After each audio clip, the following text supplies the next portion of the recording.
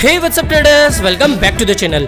तो गाइस आज की इस वीडियो में हम बात करने वाले हैं उन 3 कॉइन्स के बारे में जिसके बारे में हमने कल डिस्कस करा था कि भाई इनके ब्रेकआउट जल्दी ही होने वाले हैं। ठीक है, एंट्री पॉइंट, इसके अलावा हमारा क्या टारगेट होना चाहिए, सप्लाई जोन कहां पर बनना चाहिए, मतलब कि सेल आपको किस जोन में आके करना चाहिए, उनके बारे में हम डिस्कस करेंगे। साथ ही साथ आपने जो पिछले वीडियोस पर कुछ इंपॉर्टेंट क्वेश्चन पूछे थे उनके मैं इस वीडियो में रिप्लाई करने वाला हूं, और बीटीसी की प्राइस में हमें इतना हैवी पंप क्यों देखने को मिला इसके बारे में भी हम इस वीडियो में डिस्कस करने वाले हैं। तो पहले आपका एक क्वेश्चन का आंसर देना चाहता हूं जो कि पूछा गया था फैक्ट शीट गेमिंग की तरफ से कि भैया मार्केट में हम देखते हैं कि जो एक्सचेंजेस होते हैं हर एक एक्सचेंज पे हर क्रिप्टो की वैल्यू अलग अलग होती है। ठीक है, जैसे बिटकॉइन की वैल्यू अगर 1050 होगी वजीरेक्स पे सपोज, ठीक है, एक रफली एग्जांपल दे रहा हूं, इतनी नहीं होती। ठीक है, तो जो दूसरा एक्सचेंज है, ठीक है, वो चाहे कोइन डीसीएक्स हो, वो चाहे प्राइम एक्स बिटबीएनएस हो, वो चाहे कोई सा भी एक्सचेंज हो, बायू कोइन हो, होबी हो, जो बिटकॉइन की प्राइस है अलग अलग एक्सचेंज पे अलग अलग होती है। ऐसा क्यों? हम कंफ्यूज हो जाते हैं कि भाई किस एक्सचेंज पर हमें ट्रेडिंग करनी चाहिए जिससे कि हमें ज्यादा प्राइस मिले। ठीक है, तो इसका सिंपल सा आंसर है, देखो कि हर एक एक्सचेंज पे डिमांड एंड सप्लाई जो होता है वो इफेक्ट करता है। इसके अलावा किस एक्सचेंज पे कितनी ट्रेडिंग वॉल्यूम है, ठीक है, जिस एक्सचेंज पे ज्यादा ट्रेडिंग वॉल्यूम होगी उस पे प्राइस भी ज्यादा होगी। ठीक है, इसके अलावा थाउजेंड्स ऑफ फैक्टर्स होते हैं, वो चाहे वोलेटिलिटी का हो, लोकेशन का हो, ठीक है, डिमांड एंड सप्लाई का हो, ट्रेडिंग वॉल्यूम का हो, ये सभी बहुत सारे फैक्टर्स होते हैं जिनकी वजह से अलग अलग एक्सचेंज पे आपको अलग अलग प्राइस बिटकॉइन या फिर किसी भी क्रिप्टो करेंसी की देखने को मिलती है। ठीक है, जिसमें से जो सबसे मेन रीजन है वो है डिमांड एंड सप्लाई और ट्रेडिंग वॉल्यूम। जो एक्सचेंजेस होते हैं वो क्या करते हैं कि एवरेज निकाल लेते हैं हर एक क्रिप्टो का। ठीक है, और आपको पता ही है कि जो बिटकॉइन का एग्जांपल अपन ले लेते हैं कि ये बिटकॉइन जो है डिसेंट्रलाइज है, तो इसका कोई सेंट्रलाइज एक्सचेंज तो है नहीं। ठीक है, और ना ही ये जो एक्सचेंजेस है वो एक दूसरे के साथ सिंक्रोनाइज है, सिर्फ अपन बाइनेंस और वजीरेक्स का छोड़ दो। ठीक है, बाकी जितने भी अलग अलग एक्सचेंज है वो अपने अपने काम देखते हैं, तो इनकी जो ट्रेडिंग वॉल्यूम होती है एक्सचेंजेस पे वो भी डिफरेंट होती है। इन एक्सचेंजेस पे कितनी डिमांड हो रही है क्रिप्टो की, कितनी सप्लाई हो रही है, तो ये भी एक फैक्टर होता है जिसकी वजह से अलग अलग एक्सचेंजों पे आपको अलग अलग क्रिप्टो की वैल्यू देखने को मिलती है। ठीक है, तो आई होप इस क्वेश्चन का आपको आंसर मिल गया होगा, और अब भी कोई डाउट है ना तो भाई कमेंट सेक्शन में जाके कमेंट कर देना, मैं इजी भाषा में कुछ एग्जांपल्स के साथ इसको और क्लियर कर दूंगा।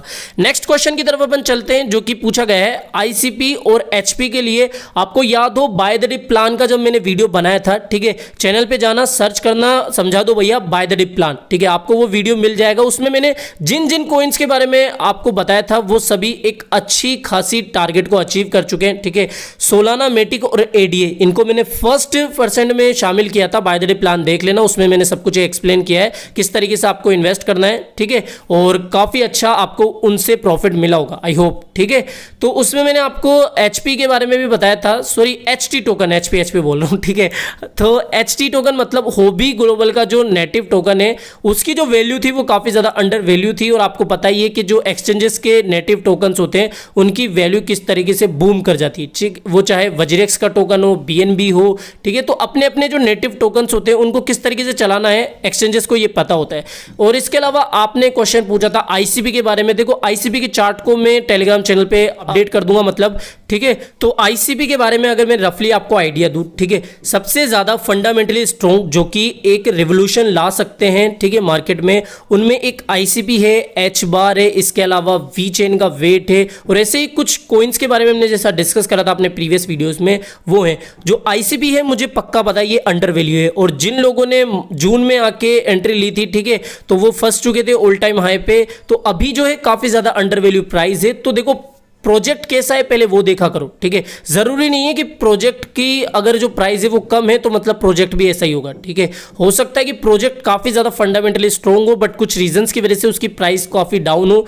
ठीक है, तो आईसीबी के बारे में मैं बुलिश हूं, हो सकता है कि इसको थोड़ा सा टाइम लगे, ये साल पूरा ले ले, लेकिन ये काफी ज्यादा फंडामेंटली स्ट्रॉन्ग है। तो जिन्होंने भी अच्छी खासी प्राइस पर इसको बाय कर रखा था तो होल्ड कर सकते हैं। ठीक है, बाकी डिटेल से मैंने एक वीडियो बनाया हुआ है, चैनल पे जाके उस वीडियो को देख लेना, आई बटन में मैंने वो वीडियो डाल दिया है तो उसको भी जाके देख लेना। ठीक है, अब सीधे हम चार्ट्स की तरफ डिस्कस करते हैं। मैंने जैसा आपको बताया था बीटीसी के बारे में, ये जो जोन है काफी ज्यादा इंपॉर्टेंट जोन है, और यहाँ पर बीटीसी ने पहले भी जद्दोजहद करी थी, और जब जब बीटीसी इस जोन में आके थोड़ा सा अपना टाइम दिया है, एक अच्छा खासा पंप भी दिखाए। ठीक है, अगर मैं इस वाले टाइम पे देखूं तो यहाँ पे भी बीटीसी ने यहाँ पे थोड़ा सा जद्दोजहद करी थी, अच्छा खासा पंप दिखाया था और ये जो पंप था इस लेवल पे 49,300 के आसपास आके यहाँ पे इसने टच करा था और यहाँ पे आप देख सकते हो अभी इसका ब्रेकआउट हो चुका है और हमारा जो टारगेट जोन था वहां पर ये आ चुका है। तो अगर ये एक सपोर्ट ले लेता है, ठीक है, जैसा ये अपना सपोर्ट बना रहा है, सपोर्ट लेने के बाद में ये जो जोन है इसके भी ब्रेकआउट के चांसेस है, बट शर्त ये है कि ये यहां पर सपोर्ट लेना चाहिए, ठीक है।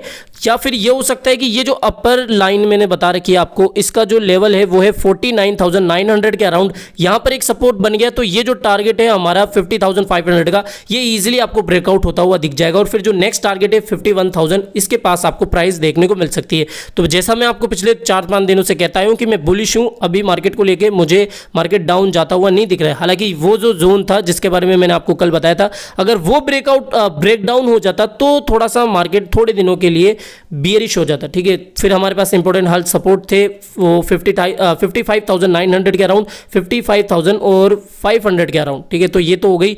डॉज के बारे में हम चलते हैं क्योंकि डॉज के बारे में हम कल डिस्कस कर रहे थे कि भाई डॉज का क्या हो सकता है भी, ठीक है। तो जब मैंने आपको कल मेरा सेकंड चैनल जो है उसमें भी मैंने आपको बताया था, एक कॉल दी थी कि भाई पहले इसको थोड़ा सा है ना सपोर्ट को रिटेस्ट करने दो तभी एक बाइंग बन रही, ठीक है। जैसा हमने कल डिस्कस करा था कि इसके ब्रेकआउट के चांसेस है और ब्रेकआउट आपको एंट्री कब लेनी है, जब ये ब्रेकआउट हो, ब्रेकआउट होने के बाद में ये अपने ट्रेल लाइन के पास आए या अपनी ये जो सपोर्ट लेवल है इसके पास आए, तब यहाँ पर एक बाइंग बन रही है और यहाँ से जो इसका टारगेट बनेगा, ठीक है, मैंने टारगेट जोन जो दिया था वो आपने अचीव कर लिया होगा 2.29 यूएसडी का, ठीक है। तो यहां पर प्राइस आके इस जोन में आई है और यहां पे आप देख सकते हो उसी जोन में आके हमारा जो टारगेट जोन था वहां पर प्राइस रुकी है, ठीक है। तो अभी यहां पर एक सपोर्ट बनाने की कोशिश कर रही है, ठीक है। 0.29 का जो एक लेवल है वहां पर एक सपोर्ट बन रहा है, तो अगर यहां पे एक सपोर्ट ले लेता है तो हमारा जो ये जो टारगेट है नेक्स्ट वो भी जल्द अचीव हो जाएगा, ठीक है। इसके बाद के जो भी टारगेट्स हमारे हैं वो चाहे 0.32 का हो, फिर 0.32 के आगे के जितने भी लेवल्स है वो सारे इजिली हमें अचीव होते हुए दिख जाएंगे अगर मार्केट बीटीसी थोड़ा सा स्टेबल रहता है, ठीक है। तो ये डॉज के बारे में अपडेट हो गई। इसके अलावा एडा के बारे में हम डिस्कस कर लेते बिकॉज 2.86 वाले बंदे थोड़े से नाराज थे कि भैया क्या हो गया, किस पॉइंट पे एंट्री हो गई। तो भाई कल मैंने आपको पहले भी कहा था और इतना कहता आया हूं कि भाई इजीली $3 के ऊपर ये जा सकता है, ठीक है। और अभी जैसा मैं आपको कल बताया था कि भाई $3 से लेके $3.5 के बीच में आपका एक टारगेट होना चाहिए, यहाँ पे आपको आके थोड़ा सा निकाल देना चाहिए। हालांकि प्राइस जो है 3.5 के आसपास भी आ सकती है जैसा ये जा रही है, ठीक है। ये जो ट्रेल लाइन है इस पर एक सपोर्ट अगर ये बना लेती है तो यहाँ से अच्छा खासा स्विंग हमें देखने को मिल सकता है और कार्डानो जो है ईजिली आपको फिर $3.5 तक देखने को मिल सकता है, ठीक है। तो अभी ज़्यादा ग्रीडी नहीं बनना है, जिन्होंने भी एंट्री ली थी पहले थोड़ा सा प्रॉफिट बुक कर लो। प्रॉफिट बुक करने के बाद में फिर जो है ईजिली आप देख सकते हो कि इसका जो प्राइस है $3.5 तक देखने को मिल सकती है, ठीक है। तो 2.86 वाले अब तो वीडियो को लाइक कर दो भाई, अब तो मतलब प्रॉफिट हो चुका है, टारगेट भी अचीव हो चुके हैं, ठीक है। तो एडी के बारे में ये अपडेट हो गई। इसके अलावा मैटिक को हम देखते हैं मैटिक का क्या सीन चल रहा है। अभी मैटिक ने हमें अच्छा खासा ब्रेकआउट दिया है, ठीक है। मैटिक के बारे में जैसा हम डिस्कस कर रहे थे कि भाई मैटिक जो है एक फॉलिंग वेज चैनल में चल रहा है, ठीक है। और यहां पर हमारे पास 200 MA का अच्छा खासा सपोर्ट है, तो यहां पर से सपोर्ट लेके एक अच्छा खासा हमें बाउंस बैक दिखा सकता है। और ये जो चैनल था एक्चुअल ब्रेकआउट हुआ था, फेक ब्रेकआउट नहीं हुआ है। फेक ब्रेकआउट की मैंने आपको बताया था ना कि प्राइस जब क्या करती है अपने चैनल से बाहर निकलती है, ट्रेंड लाइन या फिर अपने सपोर्ट के पास आती है और वापस से हमें एक बाउंस बैक दिखाती है। तो हमारा जो अभी का टारगेट है वो है 1.51 से लेकर 1.55 का। तो इस टारगेट जोन में आके आपको थोड़ा बहुत शॉर्ट कर देना है, ठीक है। अगर आपकी इच्छा हो तो वो आपकी मर्जी है, ठीक है। सेल आपको कब करना है मैंने आपको टारगेट दिया, ठीक है। तो मैटिक, डॉज और एडी के बारे में हमने जो कल डिस्कस करा था, आपको अच्छा खासा प्रॉफिट हुआ होगा और आई होप आपने इंट्राडे में या फिर स्विंग ट्रेडिंग में पार्टिसिपेट करा होगा और एक अच्छा खासा प्रॉफिट जनरेट किया होगा, ठीक है। तो ये मैटिक, डॉज और एडी की अपडेट हो गई। इसके अलावा अब हम बात करते हैं कि भैया मार्केट इतना अच्छा खासा कैसे पंप हो गया। कल तो बीटीसी जो है काफी स्ट्रगल कर रहा था, फिर ऐसा क्या हुआ कि बीटीसी ने एक अच्छी खासी हमें पंप दिखाई। क्या हुआ था मार्केट में ऐसा, ठीक है। तो अगर आपको याद हो मैंने आपको मेरे ऑफिशियल टेलीग्राम चैनल पर एक अपडेट दी थी, मैं आपको अपडेट बता देता हूं, जिसमें मैंने आपको बताया था कि जो बिटकॉइन है, सॉरी जो ट्विटर है, जैसा आप देख सकते हो इस वाली अपडेट को, ट्विटर में सून इंटीग्रेट बिटकॉइन पेमेंट्स, ठीक है। तो ये कोई छोटी मोटी अपडेट नहीं थी, ये काफ़ी बड़ी अपडेट थी बिकॉज अभी तक जो जैक डॉर्से हैं वो काफ़ी ज़्यादा अभी साफ जवाब नहीं देते थे कि भाई हम बिटकॉइन को पेमेंट में लेंगे, मतलब कि ट्विटर के साथ इंटीग्रेट करेंगे या नहीं। बट ट्विटर सीईओ हैं जो मैक्सिमलिस्ट है काफ़ी बड़े बिटकॉइन के, और इनफैक्ट उन्होंने ये तक कहा है कि भाई बिटकॉइन को अगर मेरी ज़रूरत पड़ती है, ठीक है, ब्लॉकचेन को अगर मेरी ज़रूरत पड़ती है तो मैं ट्विटर और स्क्वायर तक को छोड़ सकता हूँ, ठीक है। तो ये काफ़ी बुलिश अपडेट मार्केट से निकल के आई थी कि ट्विटर में सून इंटीग्रेट BTC पेमेंट्स, ठीक है। इसके अलावा और भी मार्केट से अपडेट निकल के आ रही है, थोड़ी बहुत नेगेटिव भी आ रही है, ठीक है। डोनाल्ड ट्रंप ने भी स्टेटमेंट दिया है थोड़ा सा नेगेटिव, लेकिन उनका इंपैक्ट मार्केट पे नहीं देखने को पड़ा है, ठीक है। तो ये काफ़ी अच्छी अपडेट थी जिसकी वजह से BTC की जो प्राइस है काफ़ी अच्छा एक हेल्दी पंप हमें दिखाई। तो फिलहाल इस वीडियो में इतना ही। वीडियो पसंद आया हो तो डेफिनेटली वीडियो को लाइक करना है। लिंक मैंने अपने टेलीग्राम चैनल का डिस्क्रिप्शन बॉक्स में डाल दिया है, तो डेफिनेटली अभी तक आपने ज्वाइन नहीं किया है चैनल को, ठीक है, तो ज्वाइन करना है। साथ ही इंस्टाग्राम पेज का लिंक भी आपको उसमें मिल जाएगा। और आप किस अच्छे कॉइन के बारे में एक डिटेल से वीडियो चाहते हो उसके बारे में भी मुझे कमेंट करके बता देना प्लीज। ऐसे कॉइन्स के बारे में मत बताना जो कि बहुत कम लोगों के पोर्टफोलियो में है, बिकॉज आप में से कई लोग बोलते रहते कि भैया इस इनू के बारे में बताइए, इस कॉइन के बारे में बताइए।